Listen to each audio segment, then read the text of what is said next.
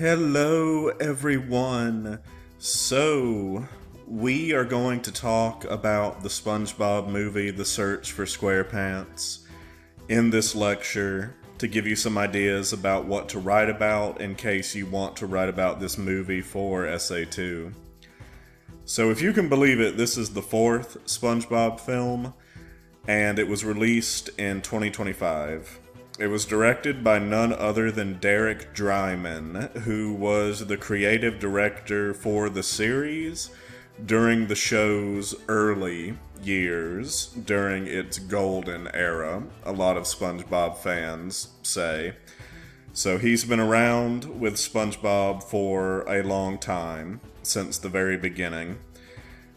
It was co-written by Pam Brady, and the only reason I note that is because I recognized her name when I was looking at the credits, because I knew that she also wrote the South Park movie back in 1999, which I thought was interesting, and I think that just signals that this movie is going to be more than just a simple children's film. It's going to have some satire to it.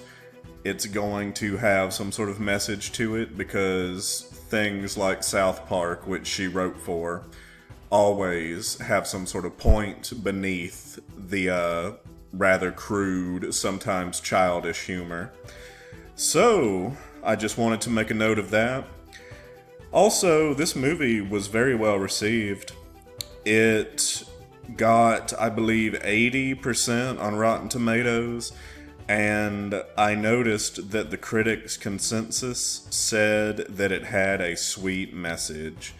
So of course the point of the essay is to identify the message of the film and explain how the film sends its message.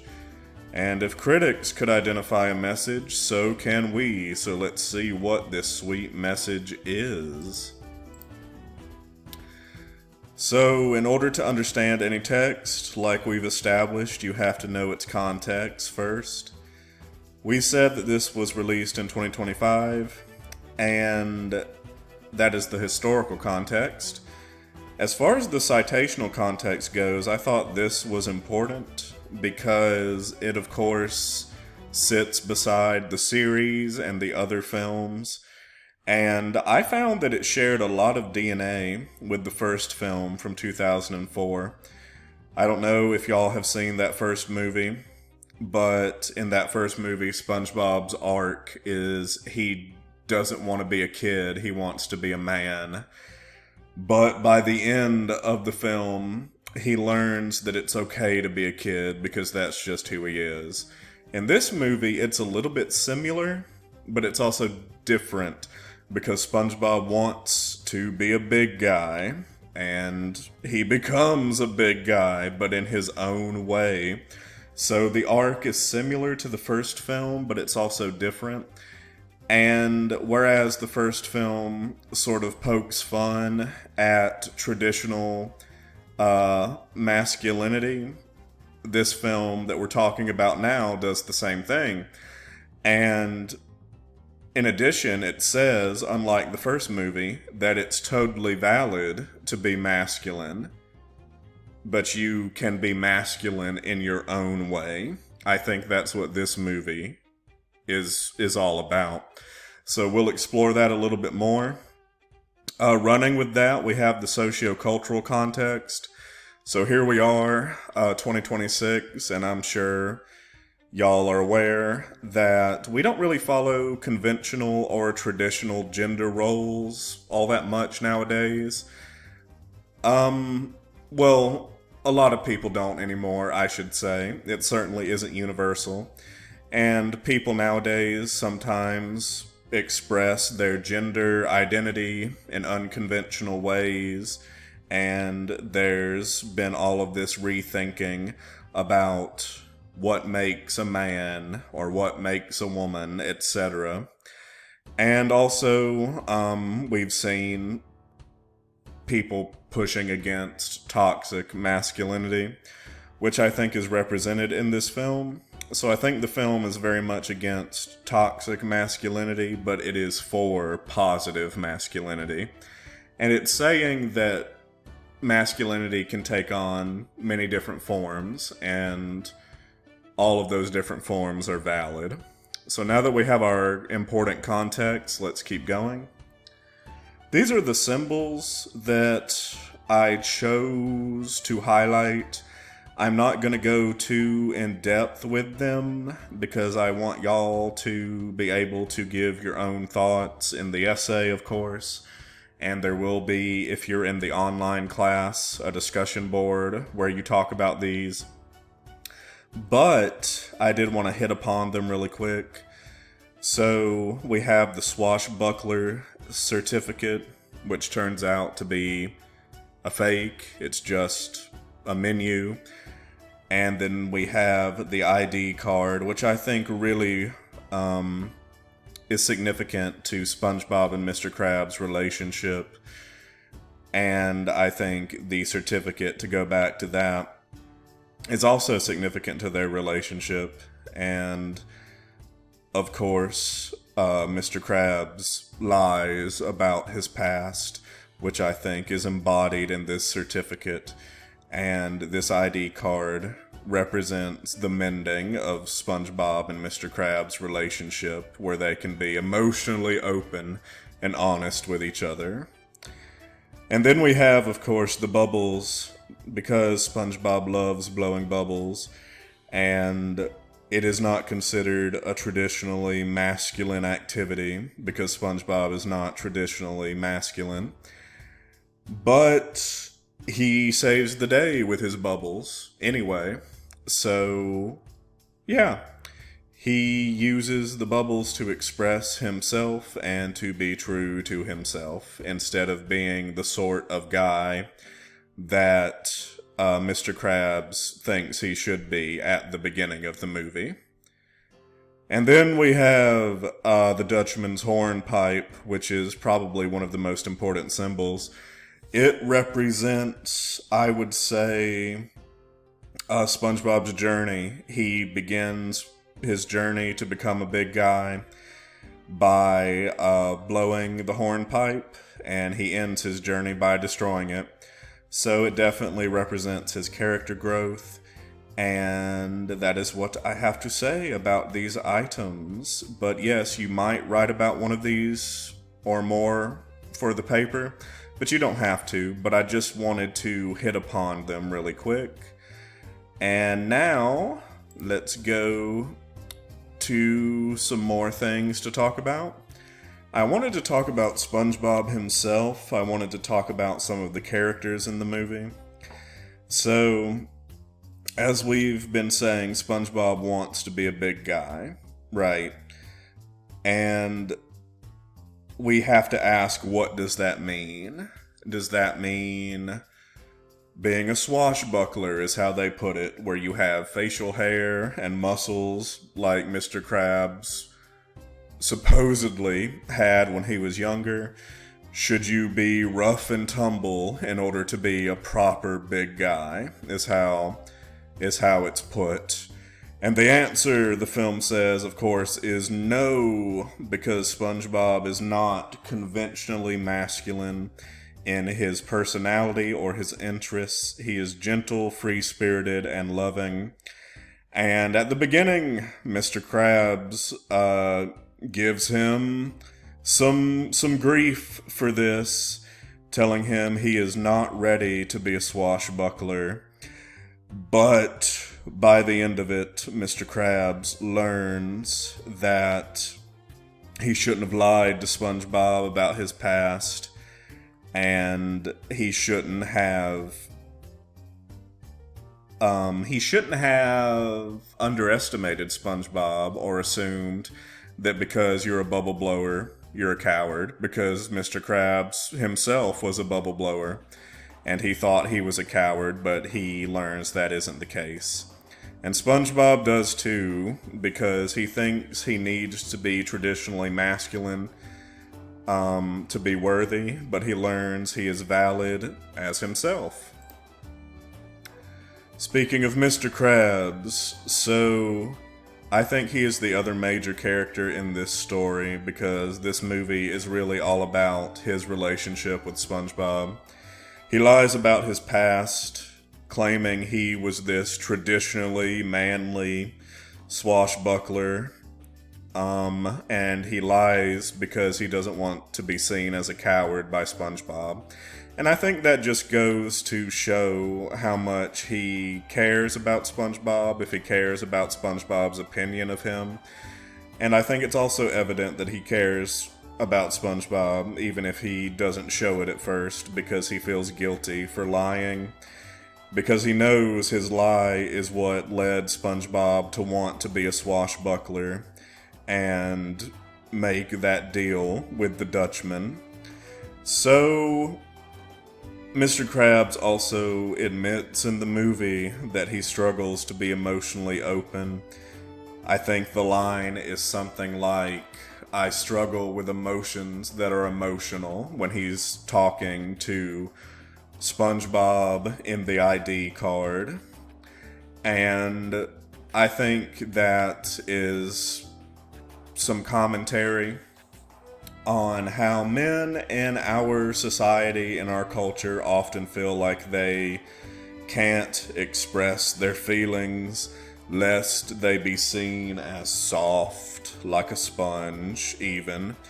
But Mr. Krabs eventually learns to open up, and that helps SpongeBob to save the day, because it's when Mr. Krabs tells SpongeBob to be himself and to use his bubble blowing in order to save the day and destroy the hornpipe and get the Flying Dutchman to become a ghost again and get himself and Mr. Krabs back to normal so they aren't ghosts anymore. He achieves all of that, and he overcomes his fear of the roller coaster, by the way, by getting Mr. Krabs' vote of confidence. Mr. Krabs believing in him is what inspires SpongeBob to save the day. So Krabs redeems himself, and he helps SpongeBob overcome his fears by getting over his struggles to express himself emotionally and to be and letting himself be vulnerable. That leads me to the other main player in this movie, which would be the antagonist, the Flying Dutchman. I would argue that the Flying Dutchman is the picture of toxic masculinity. He thinks all relationships are transactional. For one thing, he exploits SpongeBob to lift his curse, and he exploits Barb to help him achieve this. He straight up tells Barb that they aren't friends, which I felt so sorry for Barb when he said that. And he drops Barb, and he also drops SpongeBob once he gets what he wants from them.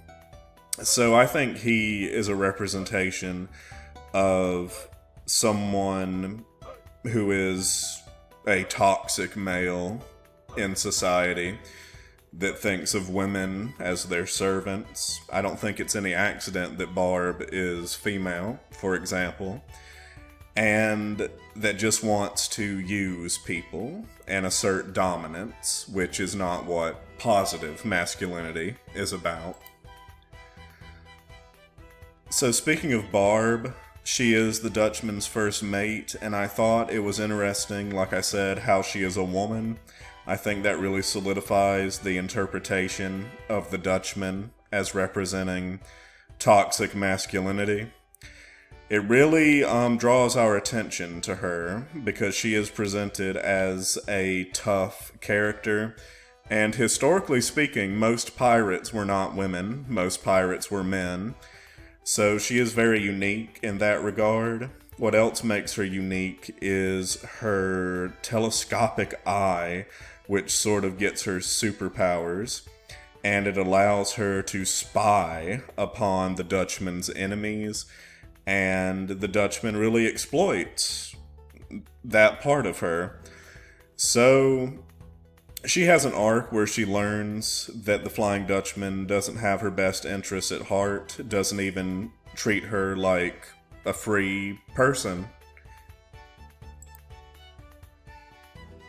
And of course, she also has that moment with Patrick where they bond, or at least Patrick tries to bond with her over their struggles with their friendships, or lack thereof, because Barb was under the impression that she was friends with the Flying Dutchman, but he denies that. And Patrick feels that he has lost his friendship with SpongeBob because SpongeBob has been corrupted by the Dutchman into giving up bubble blowing and all the things that make him SpongeBob. So I think Patrick helps Barb realize that her relationship with the Dutchman is toxic and she needs something better, like something similar to what SpongeBob and Patrick have. So I think ultimately Patrick also helps her in breaking free from the Dutchman's toxic ways. I also wanted to talk about the Greek mythology in the movie because it very much is there. Like the first movie, this one has a lot of references to Greek mythology. First of all, there's the underworld, of course, which is the realm of the dead in Greek mythology, and it's the realm of the Flying Dutchman and other pirate ghosts in this movie. I think that river of green slime is definitely a reference to the river Styx that runs through the underworld. And then we have sirens as well, the creatures in the Odyssey that tempt sailors with their beautiful voices and cause them to crash. So we see Mr. Krabs and Squidward and Gary traversing these Greek mythology-inspired dangers. And the culmination is they get to that auto repair shop and they find a sort of Cerberus. They find a 3-headed seagull instead of a 3-headed dog. And they tame this dog, much like how Hercules... I am so sorry. They tamed the seagull, much like how Hercules tamed the dog. So, I think that is in there to show that traditional masculinity, like you see with people like Hercules in Greek mythology, for example, someone tough and physically strong, etc. I think it's saying that that ideal of masculinity is not a bad thing, so long as you aren't toxic and domineering and selfish like the Flying Dutchman is. Because Krabs very much comes out as a Hercules figure. He literally tames that bird just like Hercules tamed the dog. And the fact that that happens in an auto repair shop is no accident, I think. Because when you think auto repair shops, you think tough, manly men working on cars. So it is very much a masculine domain that is shown in a positive light, a traditionally masculine domain, I should say, because it's a safe haven and it ultimately helps them defeat the Dutchman. So I think the references to Greek mythology definitely are there in order to show that traditional masculinity can be positive, of course, if it is not toxic. And yeah, Greek mythology in general, I would say, has a lot of manly, tough men in it. But these men are often vulnerable, like Hercules himself. And they often are emotional. For example, Achilles was quite emotional. And they have tragic flaws. Achilles' heel, for example. So, in short, Greek mythology It celebrates men of strength, valor, and stoicism, but allows moments of emotional expression and vulnerability. So there is some nuance to how masculinity is presented in Greek mythology, and I think the film wants to convey that nuance as well. The last big thing to note is the film definitely follows the hero's journey format, which it even references directly. The hero's journey is basically a story structure where a hero, with the aid of a mentor, Mr. Krabs in this case, with SpongeBob being the hero, leaves home to go to a special or fantastic world to seek a prize, in this case, the swashbuckler certificate. They face trials, they fall to their lowest point, in this case becoming a ghost pirate, but then they rebound, redeem themselves, and return home with the prize. And the prize can change. In this case, I think the prize changes from that certificate to SpongeBob realizing that he can be a big guy while still being himself. Alright, so my final thoughts. I think it has a lot to say about toxic versus positive masculinity in this movie, as well as gender expression and self-authenticity. And the more I think about it, the more I think about how SpongeBob has been dealing with these issues for years now, almost 30 years. It started in 1999, before a lot of y'all were even born. And in all that time, he's challenged what it means to be masculine. And I think that is very important for young people who might be questioning if they can fit in with their peers because maybe they're a bit feminine as a guy, or maybe they're a girl and they're afraid they're too masculine. And I mean, we do have characters like Sandy who are rough and tough, even though she is a female. So yeah, those are my thoughts. I thought this deceptively simple little kids film was very deep, as deep as the ocean perhaps, and can be enjoyed by anyone. And hopefully this helped you if you want to write about this movie, but that is what I made of it. Thank you guys, and I'll see y'all in the next one. Please comment the answers to or email me the answers to the following questions. 1. According to the video, which character in the film is an example of toxic masculinity? 2. What is one reference to Greek mythology in the film? 3. What common storytelling structure does the film follow?